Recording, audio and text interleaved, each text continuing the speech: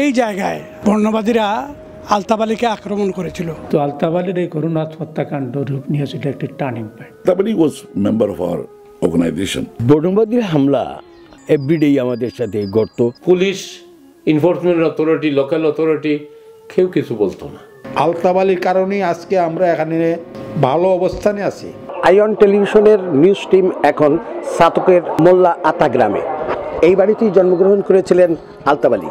আমি শহীদ আলতাফ আলীর ছোট ভাই, আমার নাম হইল আব্বাস আলী। আমরা 3 ভাই 4 বোন। আমরা অসহায় অবস্থায় আছি, আমার ভাই মারা পড়ে আমরা খুব কষ্টে আছি। আমরা 2-3 জন মানুষ আমরা চাইলাম যে আলতাফ আলীকে যেন হত্যা করা হয়েছে, ও জায়গাটা একবার পরিদর্শন করতাম, ওটা আমাদের শেষ ইচ্ছা। প্রতি বছর 4 মে আসে ব্রিটেন প্রবাসী বাংলাদেশিদের হৃদয়ে শোক আর কষ্টের দীর্ঘশ্বাস হয়ে।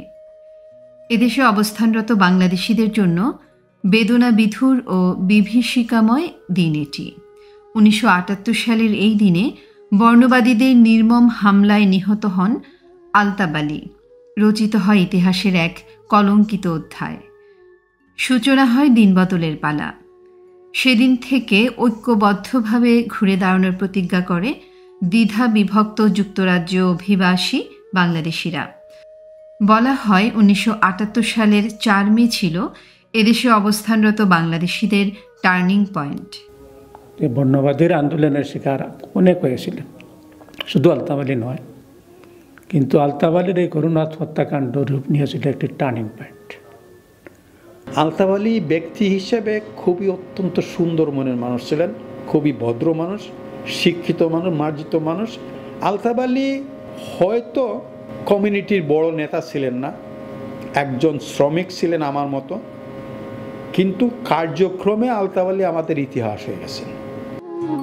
সুপ্রিয় দর্শক, আপনারা দেখছেন আত্মপরিচয়ের প্রতীক আলতাফ, শহীদ আলতাফ আলী স্মরণে নির্মিত বিশেষ তথ্যচিত্রের প্রথম খণ্ড। সাথে আছি আমি নোমান ফাতিমি এবং আমি পারভিন সুলতানা মৌসুমী। আমরা একটা short period of time here, আমরা এখানে এসে থাকবো, এখানে বাড়ি করবো, ঘর করবো, ব্যবসা বাণিজ্য করবো, ওইটা তো মানে বাবার কারো বাবার চিন্তা নেই আমাদের।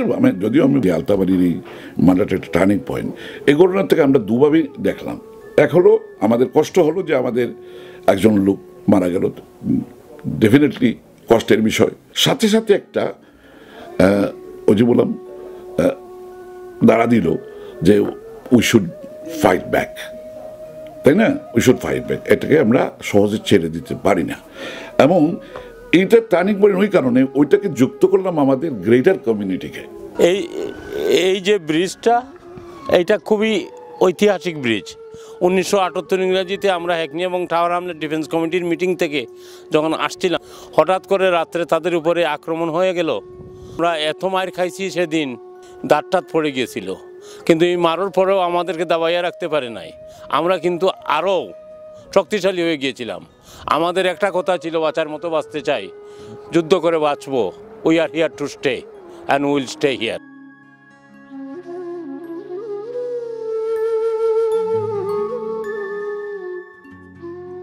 উনিশশো 1978 সালের 4 মে, সেদিন ছিল স্থানীয় সরকার নির্বাচন। কাজ শেষে বাজার করে বাসায় ফেরার পথে পূর্ব লন্ডনের এডলার স্ট্রিটে বর্ণবাদীদের হাতে 24 বছর বয়স্ক আলতাফ আলী নির্মমভাবে নিহত হন। এই জায়গায় আশেপাশে কোথাও বর্ণবাদীরা আলতাফ আলীকে আক্রমণ করেছিল। তো কাজ শেষে ওয়াপিংয়ে যাওয়ার পথে এই জায়গায় বর্ণবাদীরা তাকে আক্রমণ করেন এবং তিনি সাহায্য পাওয়ার জন্য ওই দিকে এই আডলার স্ট্রিটের উল্টা দিকে হোয়াইট চ্যাপেল হাই স্ট্রিটের দিকে ছুটে যান সাহায্য পাওয়ার জন্য। বাসায় যাওয়ার পথেই 3 জন শ্বেতাঙ্গ, একদিকে 2 জন, আরেকদিকে আরেকজন, ওনাকে রাস্তাটা দিছে মধ্যস্থানে দিয়ে। এখন ওনার হাতে 2টা ব্যাগ, একটা ব্যাগের মধ্যে আমি দেখছি তরি তরকারি, আরেকটা ব্যাগের মধ্যে হইল কি টিফিন বক্স। উনি 2 হাতে 2টা ব্যাগ নিয়ে যাইতেছে, ওনাকে অ্যাক্সেসটা দেওয়া হয়েছে মধ্যস্থানে, দুইজন গেছে এক সাইডে আর একজন আইছে আরেক সাইডে। এই যে একজন যে আরেক সাইডে আইছে এই ছেলেটা ওনাকে স্টাব করছে নেকে গলার মধ্যে, আর এই ছুরিটা এই দিকের থেকে ঢুকে ওইদিকে বাইরে গেছে। একজন মহিলা দেখছি, দেখার পরে অ্যাম্বুলেন্স কল করছে। সেদিন আলতাবালির উপর ছুরি চালায় ন্যাশনাল ফ্রন্টের 3 শ্বেতাঙ্গ কিশোর। তারা আলীকে চিনত না। ভিন্ন বর্ণের মানুষ বা অভিবাসীদের মারাই ছিল তাদের লক্ষ্য এবং উদ্দেশ্য। সে সময় ব্রিটেনে অবস্থানরত বাংলাদেশিদের জীবনের প্রতিটা মুহূর্ত ছিল ভীষণ ঝুঁকিপূর্ণ। ইনো পাওয়েল বর্ণবাদী একজন টরি এমপি তখন বক্তৃতা দিয়েছিলেন মাইগ্রেন্ট ওয়ার্কারদের বিরুদ্ধে, রিভার্স ফর্মিং অফ ব্লাড 1968-এ। তার ফসল হিসাবে এদেশের যে রাজনৈতিক দলগুলো যারা বর্ণবাদী ছিল তারা অসচেতন হয়েছিল এবং এর পরবর্তী পর্যায়ে ন্যাশনাল ফ্রন্ট নামে একটি রাজনৈতিক সংগঠনের জন্ম হয়। এদের কাজই ছিল যে এদেশের যত সামাজিক, অর্থনৈতিক এবং রাজনৈতিক অসুবিধা এগুলোর জন্য মাইগ্রেন্ট ওয়ার্কারদের দায়ী করা। বর্ণবাদীর হামলা বাঙালি পরিবারদের জন্য একটা নিত্য নতুন ছিল না। এভরিডেই আমাদের সাথে ঘটত। সাদা ছেলেমেয়েরা আমাদেরকে আক্রমণ করত, আমাদের রাস্তাঘাটে আমাদের উপর থুতু দিত এবং সুযোগ পাইলে আমাদেরকে মারধর করত, মহিলাদেরকে অত্যাচার করত। এমনকি ঘরবাড়িতেও আমরা সেফ ছিলাম না। আমাদের ঘরবাড়ি বাইরে থেকে তালা মেরে দিত বা ওই রাবিশ ব্যাগ আইনা সামনে টাল মাইরা ব্লক করে দিত, অথবা জানালা ভাঙ্গাভাঙ্গি করতো এবং ছেলে মেয়েদেরকে বাইরে রাস্তাঘাটে গেলে বা পার্কে গেলে ওদেরকে পেকিবাসী, ব্ল্যাক, পেকি ওইগুলো বলে গালিগালাজ করতো। বাচ্চাদেরকে স্কুলে নিয়ে মা বোন গিয়েছে, তাদের স্কুলের গেটে ধাক্কা খেতে হয়েছে। আমাদেরকে ওরা অনেক টর্চার করছে, আমাদের মুরব্বিয়ানদেরকে ওরা অনেক টর্চার করছে। আমাদের মুরব্বিয়ানরা যখন কাজে যাইতেন তখন কাজ থেকে বাসায় ফিরা না পর্যন্ত আমাদের এই ঘরে যারা আসছে সবাই অস্বস্তি ফিল করতো। অনেকে রানের বয়ে ক্যারাটে ফাইট শিখেছে, ব্ল্যাক বেল্টও পাস করেছে সেলফ ডিফেন্সের জন্য, আত্মরক্ষা করার জন্য। তবে যারা মরবন্দি আন্দোলন করেছেন, যারা বারবার অ্যারেস্ট হয়েছেন, বোতলের বাড়ি খেয়েছেন, মার খেয়েছেন, একটা আতঙ্ক সৃষ্টি হয়েছিল কমিউনিটিতে। এমনও ছিল যে একজন মানুষ যখন কাজ থেকে ঘরে ফিরত মনে করতো একদিন তো বেঁচে তো ঘরে আসলাম, পরের দিন কিভাবে আসবো। ন্যাশনাল ফ্রন্টের গুন্ডারা আমাদের মানুষের বাসায় এসে আমাদেরকে আক্রমণ করত। আর তারা জানতো আমরা মেজরিটি মুসলমান, এদের দরজা দিয়ে পর্কের মাংস ঢুকিয়ে দিত। আমাদেরকে যখন গড় দেওয়া হইতো 3 বা 4 তলার উপরে যে বিল্ডিংয়ে লিফট নাই, পুরানা ফ্ল্যাটগুলো আমাদেরকে দেওয়া হইতো। তৎকালীন 70 দশকের কেউ কোনোদিন হাউস পায় নাই। ক্ষেত্রে দেখা গেছে কোনো কোনো দোকানে, কোনো কোনো পাবে দেখা গেছে dog and package are not allowed.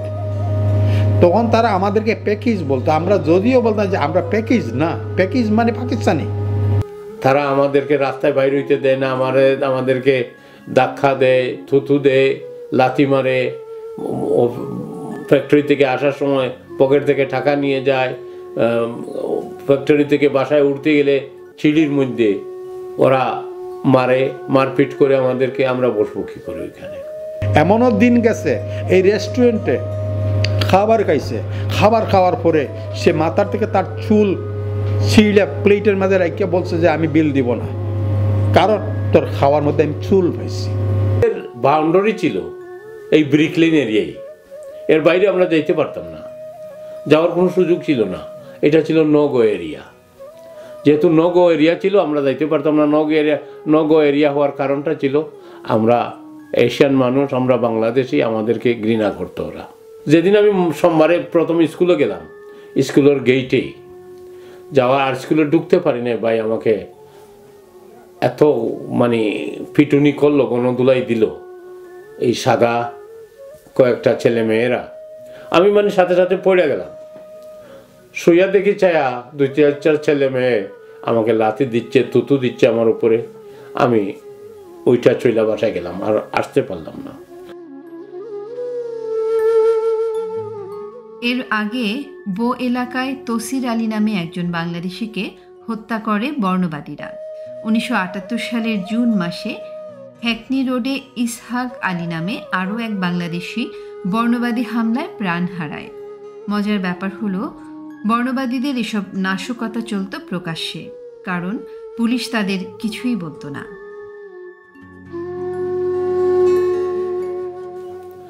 Police, enforcement authority, local authority কেউ কিছু বলতো না। পুলিশ আমাদের পক্ষে ছিল না। পুলিশ বাহিনী সবসময় বর্ণবাদীদের সহায়তা করত। তারা ফেন্সে দাঁড়িয়ে থাকতো, যারা বর্ণবাদী হামলা করতো এদের বিরুদ্ধে কোনো অ্যাকশন নেওয়া হতো না। এবং এই যে বর্ণবাদী হামলা, এটা দৈনন্দিন একটা অভিজ্ঞতা ছিল আমাদের। আলতাফ আলী হত্যার পরে যে স্কিনহেড নামে যে একটা সংগঠন ছিল, ওইটা ছিল ট্রেডিংটনে, তাদের হেড অফিস ছিল। আলতাফ আলী হত্যার সাথে সাথে ওরা ট্রেডিংটনতে মুখ কইরা সঠিক বেতনগিরি নিয়ে আইল। তখন আমাদের আরও ভয়াবহ অবস্থা তখন হয়েছিল। প্রতিবাদ করি, কিন্তু প্রতিবাদ করে আমরা কিছুই পাই না। পুলিশ আমাদের উপর পাল্টা নির্যাতন করে, পুলিশ সুবিচার করে না, পুলিশ ওইটাকে যে কোর্টে যাবে এটার সুযোগ করে দেয় না। আলতাফ আলী নিহত সেদিন এ খবর ছড়িয়ে পড়ার সাথে সাথে লন্ডন অভিবাসী বাংলাদেশিদের মধ্যে ভীতি ও ক্ষোভের আগুন দাবানলের মতো ছড়িয়ে পড়ে। অগ্নিঝরা সেদিনগুলোতে ভেদাভেদ ভুলে ঐক্যবদ্ধভাবে নিজেদের বাঁচার অধিকার প্রতিষ্ঠার জন্য বর্ণবাদ বিরোধী সংগ্রামের নেতৃত্বে এগিয়ে আসে যুব সমাজ, ঘুরে দাঁড়ায় কমিউনিটি। ওই সময় আলতাফ আলীর হত্যার ঘটনাতেই কিন্তু বিদ্যুৎ বেগে পুরো বাঙালি কমিউনিটি ছড়িয়ে পড়ে এবং কমিউনিটির মধ্যে উত্তেজনা দেখা দেয় এবং সবাই চাচ্ছিল এর একটি প্রতিকার।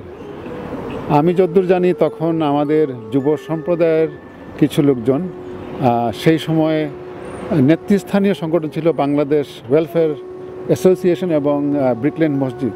তো তাদের কাছে তারা প্রথম যায় এবং প্রথম যে প্রতিবাদ সমাবেশটি হয় সেটি বাংলাদেশ ওয়েলফেয়ার অ্যাসোসিয়েশনের নেতৃত্বেই হয়, যদিও তারা তখন নামটি রাখে action committee against racist attacks, আকারা সংক্ষেপে। সেই ব্যানারের নেতৃত্বেই কিন্তু ৭১ পরবর্তী সবচেয়ে বড় গণজমায়েত বাঙালিরা এই পার্কে আমরা যেখানে দাঁড়িয়ে আছি সেখানেই তারা করে।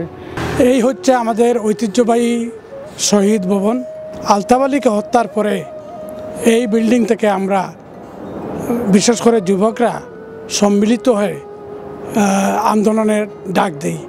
আলতাফ সাহেব মারা যাওয়ার পরে আমাদের কমিউনিটির নেতৃবৃন্দ যারা আসছিলেন, ওনারা দেখছেন যে আর তো আমাদের যাওয়ার রাস্তা নাই, আমাদের পিঠটা ওয়ালের মধ্যে ঠেকে গেছে, এখন আমাদের প্রতিবাদ করা ছাড়া আর কোনো রাস্তা নেই। আলতাফ আলী ঠিক আমাদের মতো একটা লোক ছিল, আমার বয়সী ছিল সে সময়কার আমলে। সে টেলারে কাজ করতো, আমিও করতাম। হঠাৎ করে ওকে মারা যাওয়ার পরে আমাদের বাঙালি কমিউনিটিতে একটা ভীতির সৃষ্টি হয়ে গিয়েছিল যে আজ আলতাফ আলীকে মারছে, বাবা 1-2 বছর আগে মারলো একজনকে, আবার কাকে মেরে ফেলে। তাই আমরা করলাম কি, সেই সময় আমাদের বাংলাদেশ ওয়েলফেয়ারে জায়গা না পেয়ে আমরা প্রথম ব্রিকলেন মসজিদের মধ্যে একটা মিটিং করলাম। এই কর্নার ছিল 1978 ইংরেজিতে ন্যাশনাল ফ্রন্টের আড্ডা।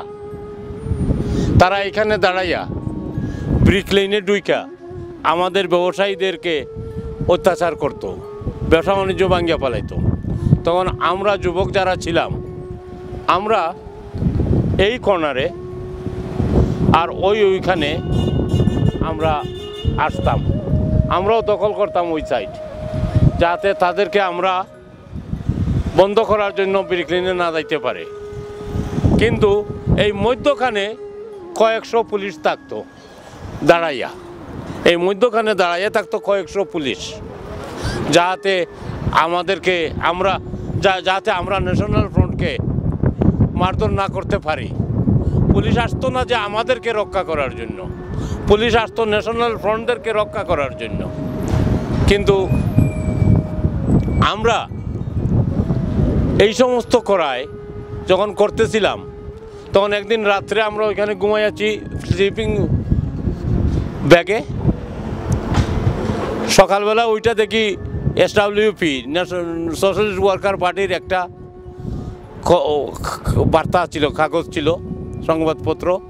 ওইটার মধ্যে আমাদের গুমানির ছবিটা আর হেডলাইন দিয়েছে স্যাটারডে নাইট ফিভার। আমাদের একটাই সিদ্ধান্ত হয়ে গিয়েছিল, বাঁচার মতো বাঁচতে চাই, হয়তো বাঁচবো না হয় মরবো। এই হচ্ছে আমাদের ঐতিহ্যবাহী ব্রিক লেন জামে মসজিদ।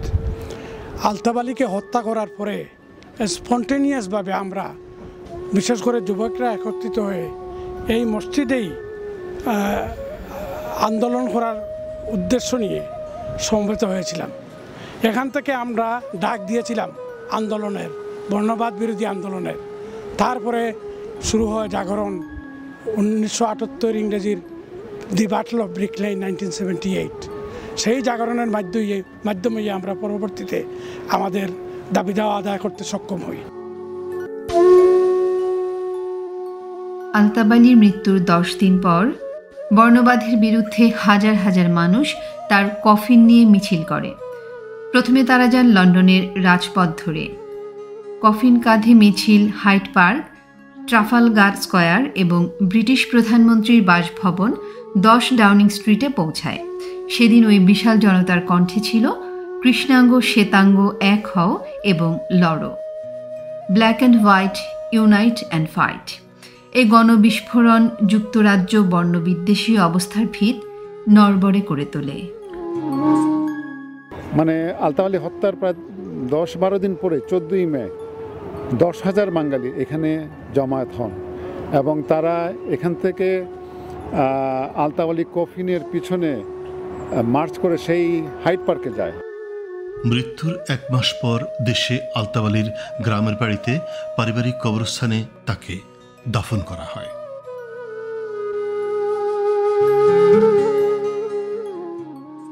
ডেড বডি যে দেশ হয় এটার সাথে এই কপিটা আছে, পাসপোর্টটা আমরা পাইছি না। 1953 সালের 15 ফেব্রুয়ারি আলতাফ আলী সিলেটের সুনামগঞ্জ জেলার ছাতক উপজেলার সৈয়দরগাঁও ইউনিয়নের মোল্লা আতা গ্রামে জন্মগ্রহণ করেন। বাবা হাজি আব্দুস সামাদ ও মা সোনাবান বিবি। 3 ভাই ও 4 বোনের মধ্যে আলতাফ আলী ছিলেন সবার বড়। তিনি লেখাপড়া করেছেন মোল্লা আতা প্রাথমিক বিদ্যালয়, গোবিন্দগঞ্জ বহুমুখী উচ্চ বিদ্যালয় ও সিলেটের মদনমোহন কলেজ থেকে।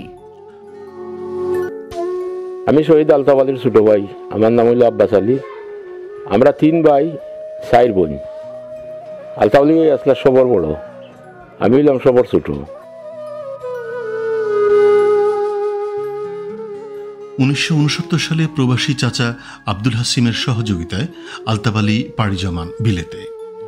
লন্ডনের ওয়াপিং এলাকার রেয়ারডন স্ট্রিটে ফুফাতো ভাই আবুল হোসেনের সঙ্গে একই বাসায় বসবাস করতেন তিনি। বস্ত্রশ্রমিক হিসেবে কাজ করতেন বাংলা টাউনের ব্রিকলেন সংলগ্ন হানবুরি স্ট্রিটের একটি পোশাক কারখানায়। 1978 4th of May, the tragic day যে আলতাফ আলী সাহেব মারা যান, সেদিন এই আমার পিছনে যে বাসা নাম্বার 9 রিয়ারডন হাউস, ওয়াপিং রিয়ারডন স্ট্রিটে বাসায় উনি থাকতেন। এই আমাদের পিছনে রাস্তার উল্টা পাশে হচ্ছে 54 নম্বর হ্যানবারি স্ট্রিট। এই বিল্ডিংয়ের বেসমেন্টে একটি গার্মেন্টের কারখানা ছিল। গার্মেন্টের কারখানার মালিক ছিলেন আমাদের কমিউনিটি নেতা প্রয়াত গোলাম মুস্তফা সাহেব, এবং এই ফ্যাক্টরিতেই আলতাফ আলী সাহেব কাজ করতেন।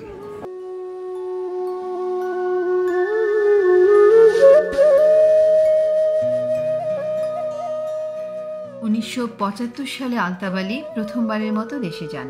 বিয়ে করেন জাহানারা বেগমকে। এর 1.5 বছর পর জীবিকার তাগিদে ফিরে আসেন লন্ডনে। তার স্বপ্ন ছিল পরিবারকে অর্থনৈতিকভাবে স্বাবলম্বী করে তুলবেন, জীবনসঙ্গীকে নিয়ে আসবেন লন্ডনে। কিন্তু তার সে স্বপ্ন আর পূরণ হয়নি। ঘাতকের ছুরিকাঘাতে নির্মমভাবে প্রাণ হারান ব্রিটেনের অভিবাসী, ইতিহাসের বাঘ ঘোরানো এই সিংহপুরুষ।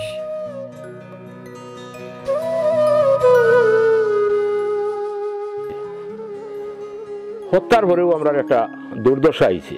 একমাত্র উপার্জন ব্যক্তি আসলে আলতাফ আলী। আমরা ফ্যামিলি ভাই বোন সব ছোট আসলাম, আমরা ইনকামের কোনো সোর্স আছিল না, খুব কষ্ট হয়েছে আমরা। এখন বর্তমানে কষ্ট জারি তাই নরুমো থাকতা বিয়া হইলে 1.5 বছর থাকছই নরুমো, থাকার ফলে যে গেছই না রাইছই না। আমাদের কাছে তো আলতাফ আলী একটা সম্পদ, প্রবাসীদের প্রত্যেকটা প্রবাসীদের কাছে আলতাফ আলী যে বিগ অ্যাসেট। আলতাফ আলীর কারণেই আজকে আমরা এখানে ভালো অবস্থানে আছি। আগে ও পরে শারীরিক ও মানসিক নানা অত্যাচার, অবিচার, হত্যা নীরবে সহ্য করলেও আলতাফ আলী হত্যার পর অভিবাসীরা বুঝতে পেরেছিল যে শুধু আলোচনা, সমালোচনা, মিটিং, মিছিল, প্রতিবাদ ও প্রতিরোধ করে এদেশে বাঁচার অধিকার প্রতিষ্ঠা করা যাবে না। অধিকার প্রতিষ্ঠা করতে হলে আন্দোলনের পাশাপাশি পৌঁছতে হবে নীতি নির্ধারক পর্যায়ে। এ চিন্তা থেকে শুরু হয় ব্রিটেনে মূলধারার রাজনীতিতে সম্পৃক্ত হবার নতুন পথ চলা।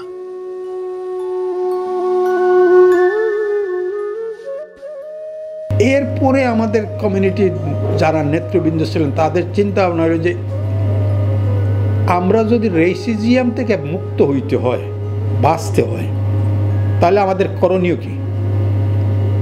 তখন ফখরুদ্দিন নামে একজন ভদ্রলোক ছিলেন, আমার সিনিয়র কমিউনিটি ব্যক্তিত্ব। উনি বলছিলেন যে আমাদের একটা জিনিস লক্ষ্য রাখতে হইব, রাস্তায় যে রেসিজিয়াম আছে, আমরা যদি রাস্তায় মারামারি করি এইটাকে কখনো রোধ করতে পারবো না। কারণ আমাদেরকে এটা রোধ করতে হইলে কি করতে হইব? আমাদেরকে পলিটিক্যাল পার্টিতে জয়েন করতে হইব। রাজনৈতিক মেইন ওদেরকে প্রমোশন, আমাদেরকে সাপোর্টটা কারা দিতেছে? পলিটিক্যাল পার্টি থেকে ওরা সাপোর্ট পাইতেছে। আমরা যদি দলের ভিতরে, আমরা যদি লেবার পার্টি বলেন, কনজারভেটিভ বলেন, আমরা যদি দলের মেম্বারশিপ নেই, দলের ভিতরে ঢুকতে পারি, তখন আমরা দেখতে পারবো কে এদেরকে হাইলাইট করতেছে, কে এদেরকে সাপোর্ট দিতেছে। মানে পলিটিক্যালি রেসিজিয়াম যদি আমরা কিল করতে পারি, তাহলে street racism is not gonna long last. আর এইটাই আমাদের এখনকার যে সাকসেস, এখান থেকে আমাদের মূলত সাকসেসটা। অবশেষে 90-এর দশকে অভিবাসী বাংলাদেশিদের দুর্বার আন্দোলন ও নানামুখী চাপের মুখে পুলিশ ও প্রশাসন বর্ণবাদ মোকাবেলায় সক্রিয় ভূমিকা নিতে বাধ্য হয়। কমে আসে সহিংসতা, যার সুফল এখনও ভোগ করছে এদেশে অবস্থানরত প্রতিটি অভিবাসী। এই বিল্ডিংটা আজ থেকে অনেক দিন আগে 1970-তে ক্রিয়েট করা হয়েছিল পুলিশ দ্বারা। পুলিশরা বাঙালি কমিউনিটিকে এখানে প্রোটেকশন দেওয়ার জন্য মিনি পুলিশ স্টেশনটা করেছিল, এই সেই বিল্ডিং। তখন আমরা সবাই বিভিন্ন জাতির লোকজন আমরা সংঘবদ্ধ হই এবং আমরা যেখানেই বর্ণবাদীর আক্রমণ হয় তখন আমরা সংঘবদ্ধ হয়ে আমরা ওইটার প্রতিবাদ করি। যেখানে মারামারি দরকার সেখানে মারামারি করি, যেখানে ক্যাম্পেইনের দরকার সেখানে ক্যাম্পেইন করি এবং আমরা বিভিন্নভাবে পুলিশের অ্যাকাউন্টেবিলিটি, যেমন পুলিশ এইটার সম্বন্ধে কী করছে এই জানার প্রয়োজন আছে এবং আমরা জানতে চাই যে পুলিশ কি প্রোগ্রেস করেছে এবং কি অগ্রগতি বানিয়েছে এটা। তখন পুলিশ ইভেনচুয়ালি আস্তে আস্তে পুলিশরাও রেসপন্ড করতে আরম্ভ করলো। আমাদের এই এলাকায় ব্রিকলেন বাংলা টাউনে গণ আন্দোলন শুরু হয়। এর অংশ হিসাবে এই আমাদের পিছনে যে নাচ সিনেমা হল রয়েছে, এই সিনেমা হলে একটি বড় জনসভা অনুষ্ঠিত হয়েছিল। এই জনসভায় প্রায় 3000 মানুষ উপস্থিত হয়েছিলেন, বিশেষ করে তরুণরা। এবং এখান থেকেই আমরা সিদ্ধান্ত নিয়েছিলাম যে ব্ল্যাক সলিডারিটি ডে নামে একটি দিন আমরা পালন করব, যেদিন এই এলাকার সব দোকানপাট, ব্যবসা বাণিজ্য সব বন্ধ থাকবে, অর্থাৎ হরতাল হয়েছিল। এবং সেদিন হাজার হাজার লোক মাঠে নেমেছিলেন এবং এই আন্দোলনের ফসল হিসেবেই পরবর্তীতে আমরা নিরাপত্তা পেয়েছিলাম, আমরা অধিকার পেয়েছিলাম। সেদিনের সে সংগ্রামে বাংলাদেশিদের পাশে ছিলেন যুক্তরাজ্যের নিরীহ শ্বেতাঙ্গ, পাকিস্তানি, ভারতীয়, ক্যারিবীয় সকলেই। এছাড়া আরও ছিল বামপন্থী বর্ণবাদ বিরোধী সংগঠন SWP এবং অ্যান্টি নাৎসি লীগ।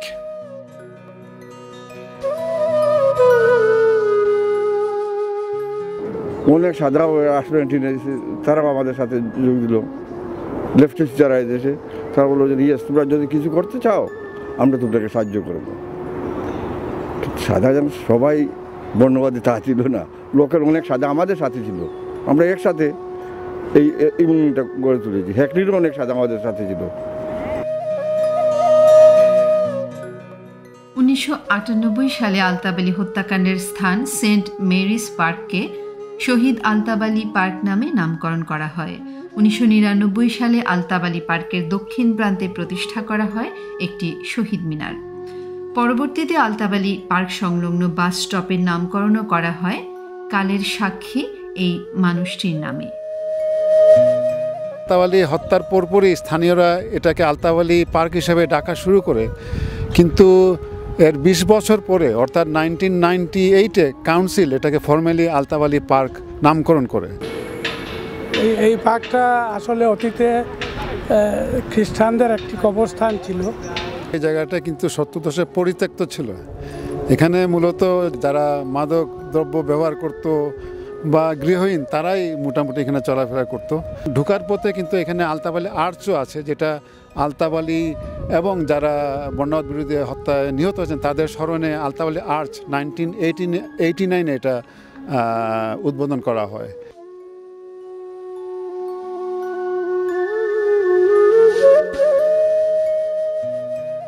প্রতি বছর 4 মে আলতাব আলী দিবস সহ বিভিন্ন কর্মসূচির মাধ্যমে শহীদ আলতাব আলীকে স্মরণ করা হয় ব্রিটেনে। ওই দিন টাওয়ার হ্যামলেটের নির্বাহী মেয়র, লন্ডনস্থ হাইকমিশনের ঊর্ধ্বতন কর্মকর্তা, স্থানীয় MP, Altab Ali foundation, Altab Ali Memorial ট্রাস্টের কর্মকর্তা, সাংবাদিক, বুদ্ধিজীবী এবং সমাজের সকল শ্রেণীর মানুষ আলতাব আলী পার্কের শহীদ বেদিতে ফুল দিয়ে শহীদ আলতাব আলীর প্রতি শ্রদ্ধা জ্ঞাপন করে। এছাড়া মঞ্চায়িত হয় নাটক, বিভিন্ন টিভি চ্যানেল থেকে প্রচারিত হয় বিশেষ অনুষ্ঠান, সংবাদপত্রে প্রকাশিত হয় বিশেষ ক্রোড়পত্র। এই পার্কে দুটি অনুষ্ঠান হয় প্রতি বছর। একটি হচ্ছে 21শে ফেব্রুয়ারির প্রভাত ফেরি অনুষ্ঠান এবং মে মাসের 4 তারিখে 1978 ইংরেজিতে যেদিন আলতাব আলীকে হত্যা করা হয়েছিল এই দিনে এই আলতাব আলী দিবস পালন করা হয়। আলতাব আলী দিবস ছাড়াও বাংলাদেশের প্রত্যেকটি জাতীয় দিবস কিন্তু এই শহীদ মিনার প্রাঙ্গণেই পালন করা হয়।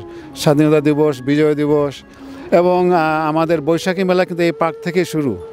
তাছাড়াও বিভিন্ন সময়ে বিভিন্ন ধরনের প্রতিবাদ সমাবেশ বা উৎসব এই পার্ক থেকেই হয়।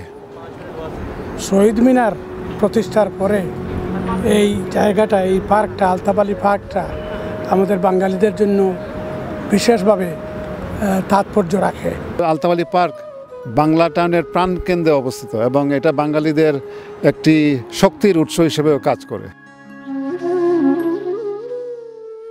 কিন্তু দুঃখজনক হলেও সত্য যে সরেজমিনে গিয়ে দেখা গেল ব্রিটেনে এত কিছু হলেও আলতাব আলীর জন্মস্থান সিলেটের মোল্লা আতা গ্রামে অবহেলা আর অনাদরে পড়ে আছে জরাজীর্ণ আলতাব আলীর বাসস্থান, যেখানে তিনি ভূমিষ্ঠ হয়েছিলেন। কেটেছিল শৈশব, কৈশোর ও যৌবনের একটা বিরাট অংশ। তার পরিবারের বাকি সদস্যরাও বসবাস করছে দারিদ্র্য সীমার নিচে। ঢাকা শহর তো দূরের কথা, সিলেটের কোথাও তার নামগন্ধের ন্যূনতম কোনো চিহ্ন নেই। কেউ চেনে না তাকে, জানে না প্রবাসে বাংলাদেশিদের আত্মপরিচয়ের পথ সুগম করা কালের সাক্ষী এই মানুষটির নাম। তবে কি আলতাব আলীকে জানবে না দেশের আগামী প্রজন্ম? আলতাব আলীর ইতিহাস জানার কথা ছিল গোটা জাতির, কিন্তু সেই ইতিহাস সীমাবদ্ধ রইল শুধু যুক্তরাজ্যে। এ লজ্জা কার? হ্যাঁ, এই লজ্জা তো অবশ্যই আমাদের। আমরা বাংলাদেশি হিসেবে এই লজ্জা আমাদেরকে নিতে হবে, আমাদের সমগ্র জাতির নিতে হবে। উনি মারা যাওয়ার পরে আমরা অনেক চেষ্টা করছি যাওয়ার যায়, কিন্তু ইমিগ্রেশন জটিলতার কারণে যাওয়া হয়েছে না এবং কেউ আমরা কোনো ধরনের হেল্পও করছি না। ধরনের কোনো হেল্প আমরা বাংলাদেশি পাকিস্তান পাইছি না, বিদায় আমরা আর যাওয়া হয়েছে না। কষ্টে মষ্টে সংসারটা চলে। এখন যদি ইমিগ্রেশন আমরা একটু সহযোগিতা করে বা ইংল্যান্ড যারা আছেন উচ্চপদস্থ কর্মকর্তা এরা যদি আমরা একটু সহানুভূতি দেখাইতে হয়তো আমরা একদিন যাইতাম পারি। আর আমরা শেষ ইচ্ছাটাও আমার মার ইচ্ছাও আছিল, আমরা 2-3 জন মানুষ আমরা চাইলাম যে আলতাবালিতে যেন হত্যা করা হয়েছে ও জায়গাটা একবার পরিদর্শন করতাম, ওটা আমাদের শেষ ইচ্ছা। ব্রিটিশ সরকার পার্ক করছে আলতাবালি পার্ক, এরপরে ও হয়েছে বাস স্ট্যান্ড, বিভিন্ন একাডেমি, অনেক কিছু লন্ডনে হয়েছে, কিন্তু আলতাবালির জন্মস্থান যেটা সাতকের মোল্লাতা গ্রাম, এখানে ওই পর্যন্ত কিচ্ছু হয়েছে না। আলতাবালির কোনো নাম বাংলাদেশে এখন পর্যন্ত কোনো সাইনও উঠিছে না।